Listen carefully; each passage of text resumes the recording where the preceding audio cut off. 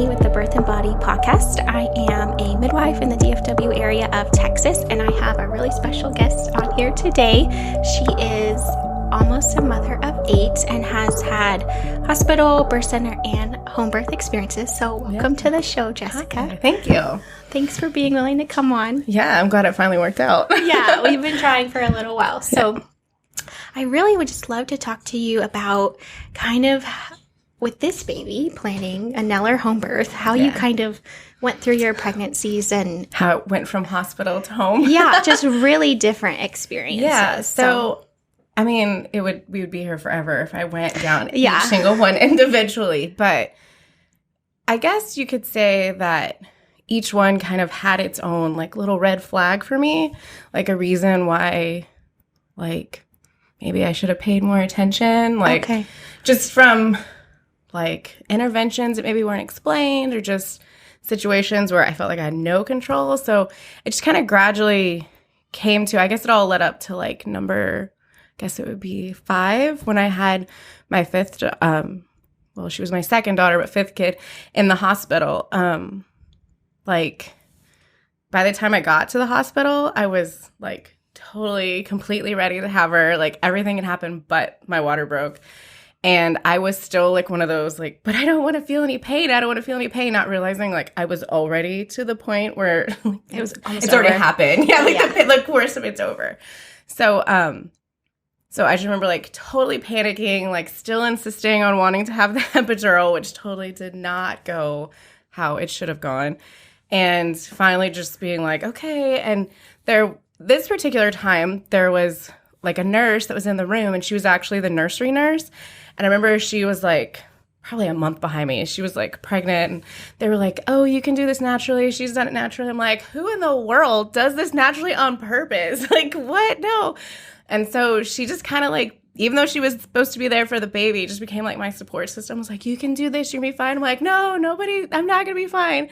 And then the baby was born. I'm like, hey, I made it. I'm alive. I made it to the other side. And she was just like, I started talking to her, and she has her babies naturally with a midwife. And I was like, why? Why would you do that? And the more I talked to her, just the more I was like, oh, so I did do it. She's like, yeah, that was naturally, like, I know you didn't plan it. But so then it just, I guess it was just a natural progression. And then I had a couple friends who had theirs naturally. So just talking to them. And then when I got pregnant again, I was like, okay, so maybe I should just, since the labor happened so fast last time, just go ahead and embrace the fact that it's going to happen fast and I don't have a choice. And so that's kind of just, I guess, what naturally led us to that route. Yeah, so, that's awesome.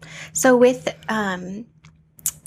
with your 4th, right? That was your last hospital birth. My 5th. Your 5th was your last hospital birth. Sorry. No, you're fine. I can't even keep them straight. You got the epidural, but it didn't work. Right. No, I was numb from the knee down, so not so great. Assisting at all with the pain, just making it so I can't walk afterwards.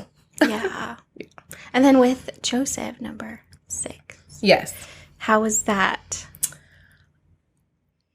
So I think the only person I had to really try to convince was my husband, but given his career being like a firefighter and a paramedic, like his experience with midwives are not always the best because he only gets called when things go completely wrong.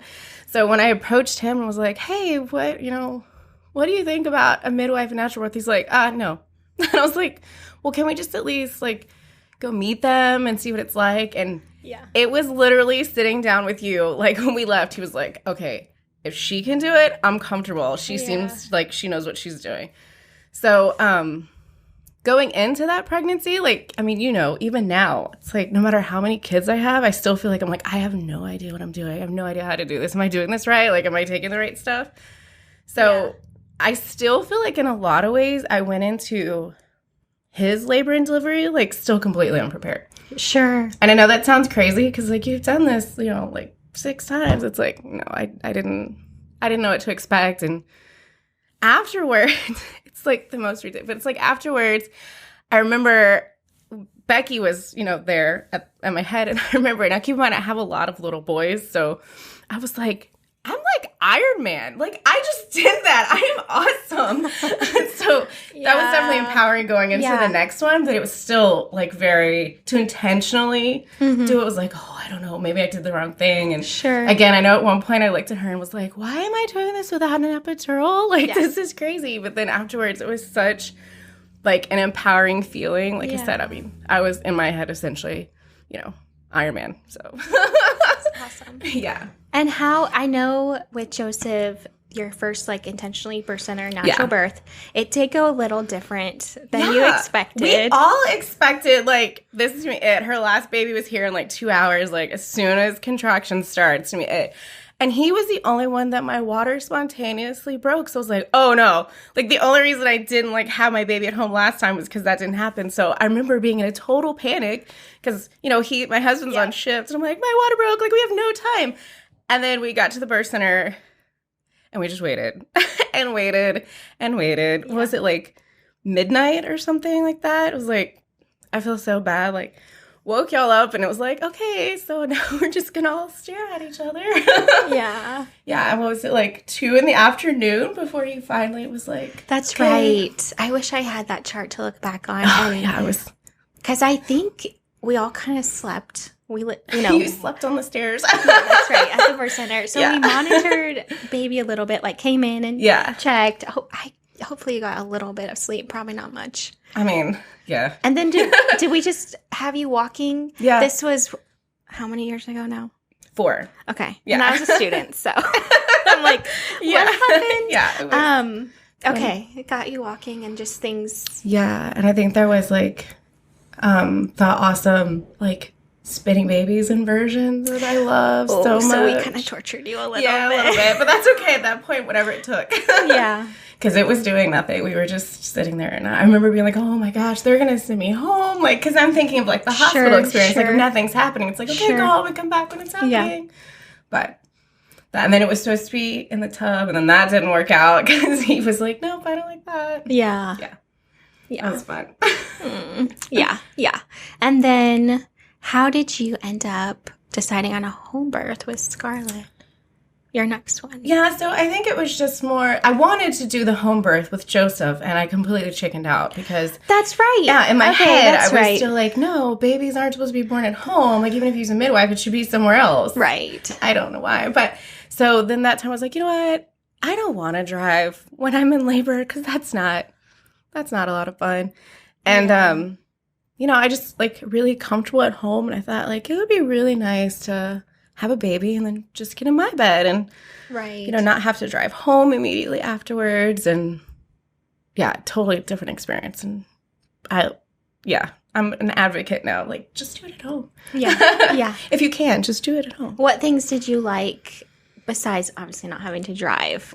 Like, how would you explain to someone birth center versus home birth? I felt like I was more comfortable, like, like taking a shower in my own shower. Yeah. Like, there's certainly an element to like being in your own house, like it's basically like your nest that you've made. And, so it's just being able to shower in my own shower and then lay down in my bed to get comfortable during contractions and just walking around my own house and like not feeling like I was in a unfamiliar, strange place. Sure. So. And like doing, supposed to be doing certain things or like, what am I supposed to be doing? Yeah. That's true. Like maybe I'm not supposed to be here. Are they annoyed? Like, it's my house. I can do whatever I want. Yeah.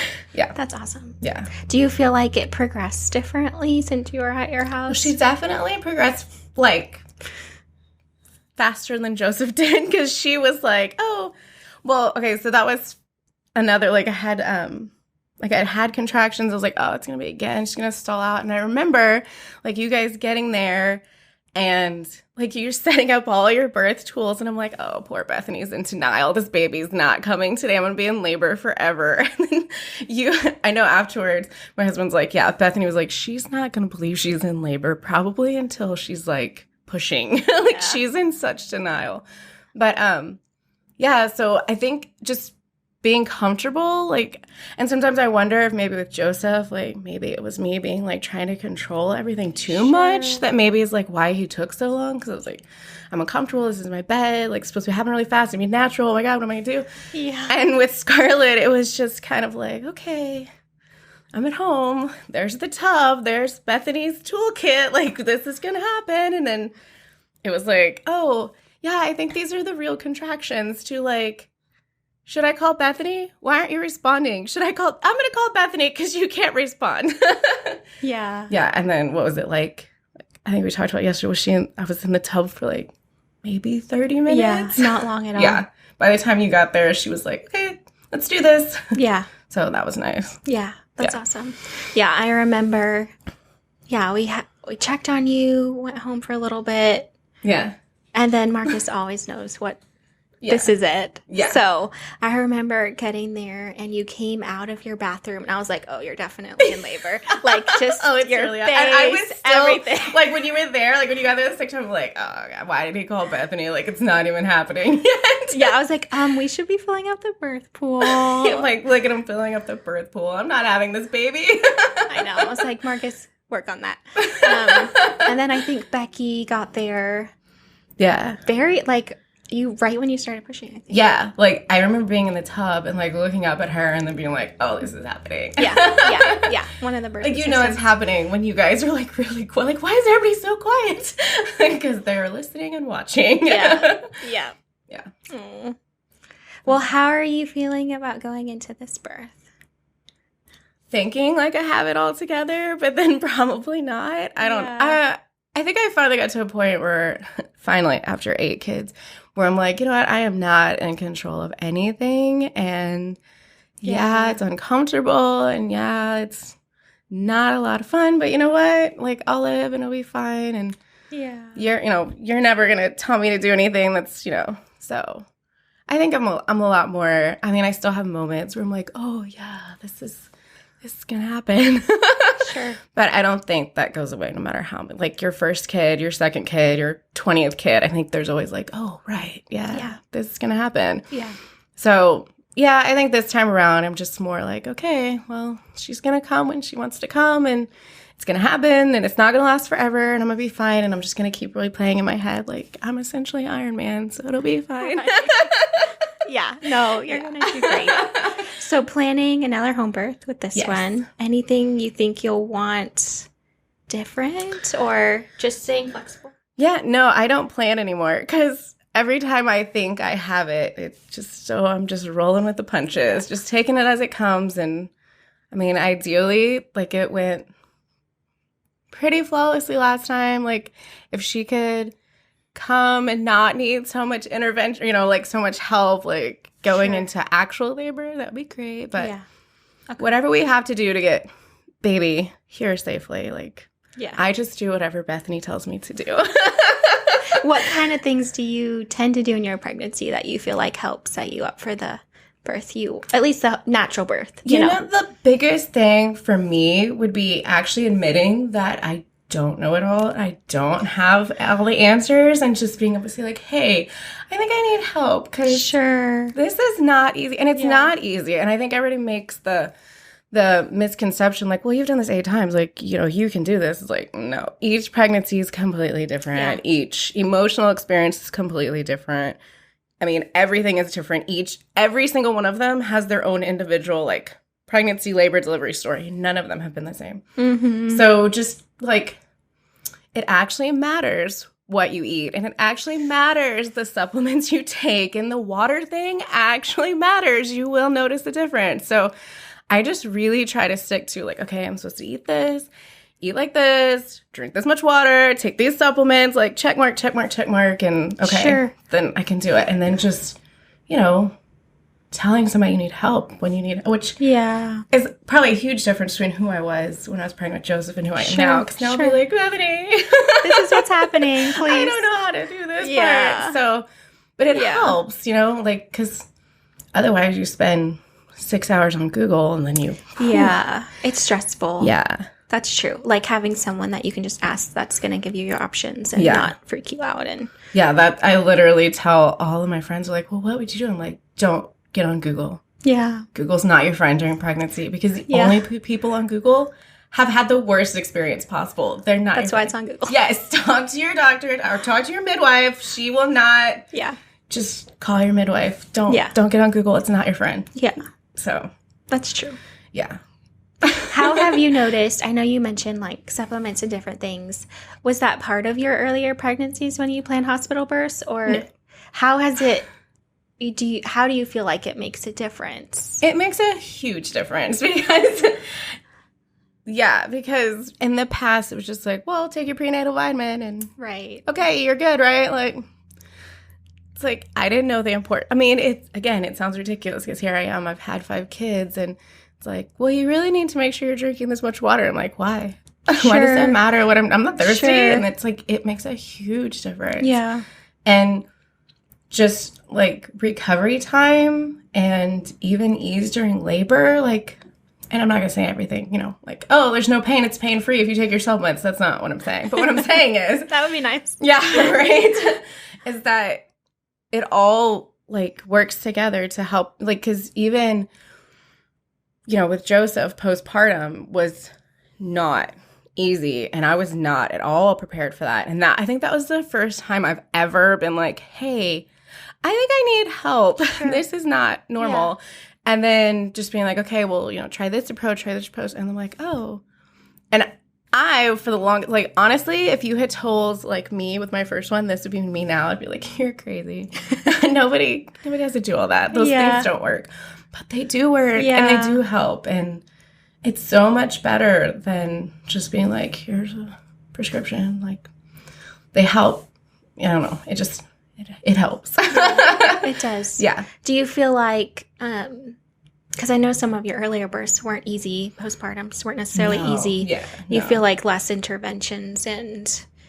Yeah, well, I mean, and I don't mean to discredit, but it's like, I feel like all the other times, it just feels like you have a baby, and after the 48 hours of the hospital, it's kind of like, okay. Have fun. Have fun. Figure it out. See you in a couple of years if you have another one. And you're just kind of left like, oh, okay, what do I do now? And when you hit a point that you need help, which I had in the past, and like, my kid's pediatrician is like, hey, I think you might need to talk to your doctor. And then I talk to my doctor, and they're like, oh, it's just what happens after you have a baby. And it's like, it's normal to feel this way. Like not acknowledging feelings of like exactly. being and then down. And when the doctor just kind of writes it off, it's like, why would I, you just kind of feel like, okay, well, I guess there's something wrong with me. Or so, I don't remember what the question was. But no, you're fine. Yeah. So feeling like with focusing on health, like prevention, you had less interventions and you feel better emotionally too. Yeah. Yeah. I mean, and just being able to be honest and being like, hey, this is what my experience has been postpartum. Like, and this knowing that during pregnancy, there are steps that you can take now that's going to help you afterwards. And then just, like you have the baby, and then a couple days later, you guys come back, and then it's not like, okay, see you in 12 weeks when now I've got like a 4-month-old or 6 weeks or however it is. It's like there's regular visitations, and you guys are pretty good at picking up and being like, hey, I think something might be a little off. Sure. So it's a world of difference. World of difference. And that's definitely the advantage of having a midwife, because she's there to help you. Like, you guys only have like a certain number of clients for a reason. It's not like stack them up, how many, So for me, that's made a world of difference. For me, that's what I needed. Yeah. So, and then you made a believer out of Marcus. So you can make a believer out of Marcus then. I literally joke sometimes. I'm like, if I ever need anything, if I'm stranded on the side of the road, I can call Marcus. And yeah, anything. Yeah. He was the one that was like, you have to do her podcast. Like, you have to help Bethany. We have to. And I'm like, okay. Like, you should be on there. What do you think makes the biggest difference? Like, for him, just feeling like he's included, or? Yeah, and I think just feeling like, I mean, I've never specifically asked him, but I know it's got to help to be like, she totally, like, he's always said, like, Bethany knows what she's doing. So I don't feel at any point like I have to, like, be on guard or, like, he definitely seems more relaxed. Like, he doesn't have to, like, be my advocate, or, because I know, especially the last time when I went in and I was like, fully ready to go, and I'm fighting it, not wanting to have this baby, which would have made everything so much easier. It was like, they're like, putting paperwork in your face to sign and stuff. And he's like, hey, like she's in labor. Like, can we not do that right now? And he definitely takes more of a backseat approach now and is like, they know what they're doing. If she needs me, like, he's just there to be able to support me now and not be like, on guard or the protector or whatever. He's like, they know what they're doing. If she needs me, she'll let me know. Otherwise, he gets to do the dad thing, the husband thing, and just be there to support and not have to.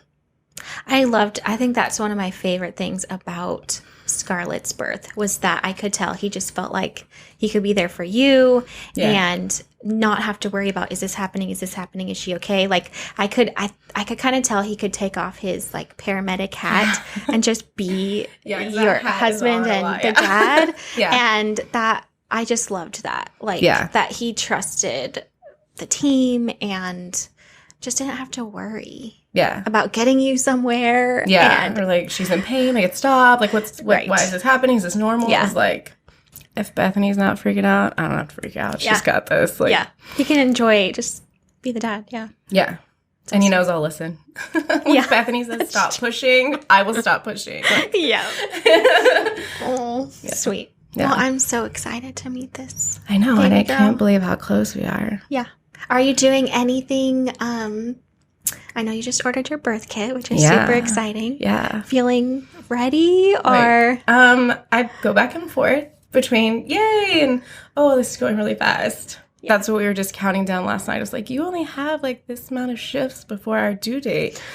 Like, it's real now. But just taking the supplements, drinking the water, and trying to rest. Have you found, that was something I was going to ask you. Have you found, I know you mentioned drinking water and stuff. How do you feel like that makes a difference? I think a lot of moms don't know, like, more Braxton Hicks and stuff.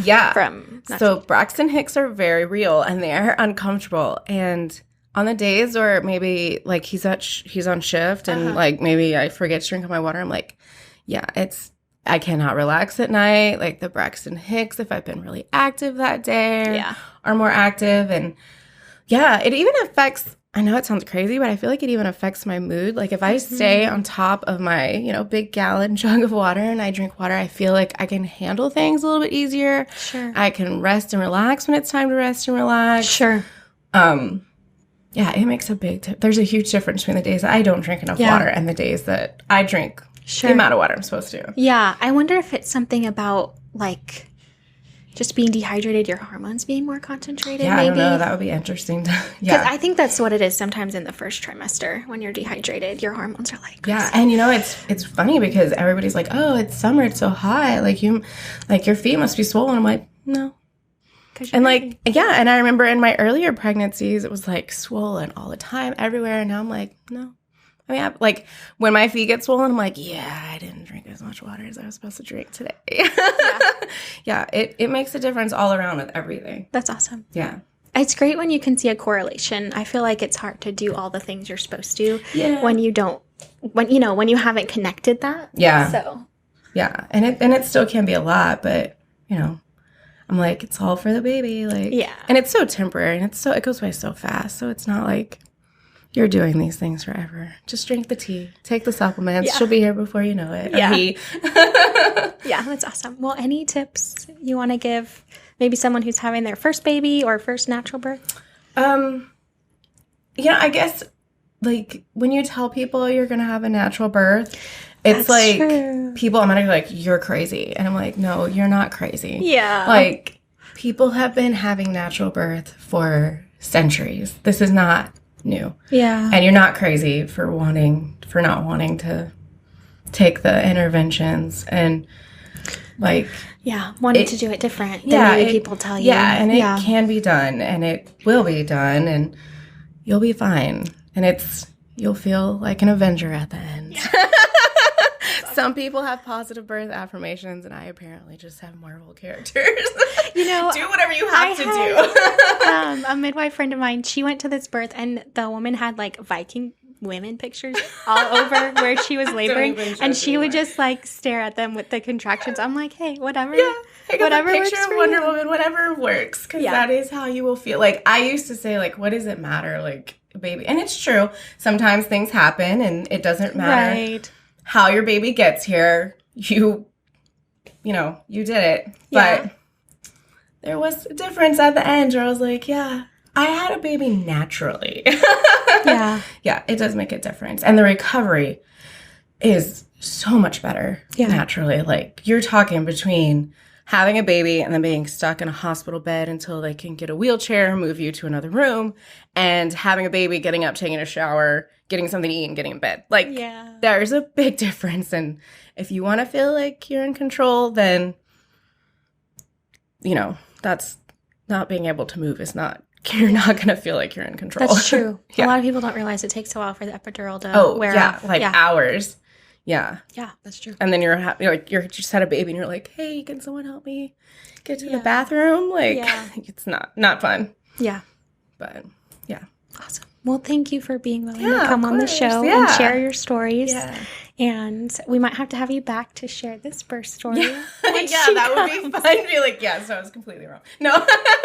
Yeah, that would be fun. That's true. Yeah. You learn something new with each one. Yeah, it would be exciting or interesting to compare me now and me after she's here. Yeah, we should do that. Totally. Yeah, it changes you for sure. Yeah. Awesome. We'll do that. Well, thanks, Jessica. Yeah, of course. Thank you. Let us know what you want to hear about, and if you've made it all the way to the end, please leave us a review. We would so appreciate that. Share about it.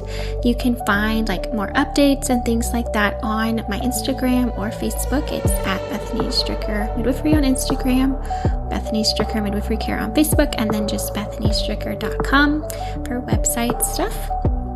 And make sure you subscribe on Spotify or Apple so you can get notifications for further podcasts. Thanks for listening. Bye.